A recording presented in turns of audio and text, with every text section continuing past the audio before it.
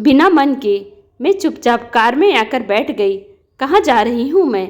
अपनी सखी के हत्यारे के घर, जहाँ मेरी दिवंगत सहेली की सौतन बाहें फैलाकर मेरा स्वागत करेगी। पता नहीं क्यों इतनी परेशान हो। विभा तुम्हारी सहेली थी तो शेखर भी तुम्हारा दोस्त है। इतने सालों बाद अचानक मिल गया, बुलाने लगा तो क्या मैं मना कर देता? कार चलाते हुए विशाल मुझे सफाई देने लगे। मेरी सहेली थी वो, इसी शेखर की वजह से गई। वो 2 बच्चों को छोड़कर। मेरी आवाज़ भर्रा गई। तुम विभा की आत्महत्या के लिए शेखर को क्यों जिम्मेदार मानती हो? हर घर में पति पत्नी लड़ते हैं, हर पत्नी पंखे से नहीं लटक जाती। मैं कुछ कहते कहते रुक गई। विभा उस मनहूस दिन से ठीक 1 दिन पहले मुझसे मिलने आई थी। सीमा, मेरा शक सही निकला। मलाड में शेखर ने एक फ्लैट किराए पर लिया हुआ है। शनिवार इतवार वहीं रुकते हैं।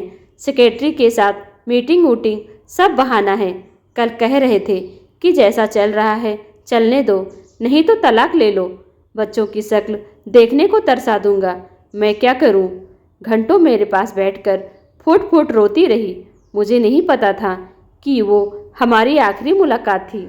अगली सुबह हुई उसके बच्चों की दर्दनाक चीखें सुनकर।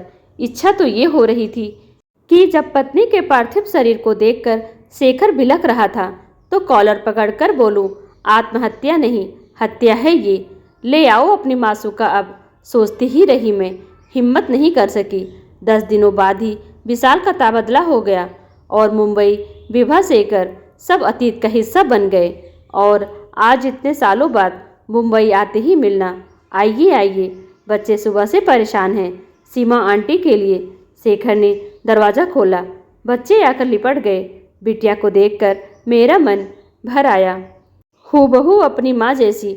औपचारिक बातों के बीच मेरी निगाहें तो मलाड वाली सुंदरी को ढूंढ रही थी, जो इस सदी की खलनायिका थी। और बताइए, आपके मलाड वाले रिश्तेदार कैसे हैं? मेरे पति का कोई फ़ोन आ गया था। मैंने मौका पाकर धमाका किया, लेकिन शेखर के चेहरे पर कोई भाव नहीं आए। मुझे पता है कि विभा आपको सब बता चुकी थी। शेखर शून्य में देखते हुए बोला जा रहा था। मुझे होश आया, लेकिन बहुत देर हो चुकी थी। बस उसी दिन से कोई और रिश्ता शेष नहीं रहा। सीमा जी, बस में विभा की यादें और हमारे बच्चे। बोलते बोलते शेखर मुझे अपने कमरे में ले गया। चंदन की माला चढ़ी विभा की आदमकद तस्वीर को शेखर एकटक देख रहा था और मुस्कुराती हुई विभा प्रायश्चित रूपी श्रद्धांजलि स्वीकार कर रही थी।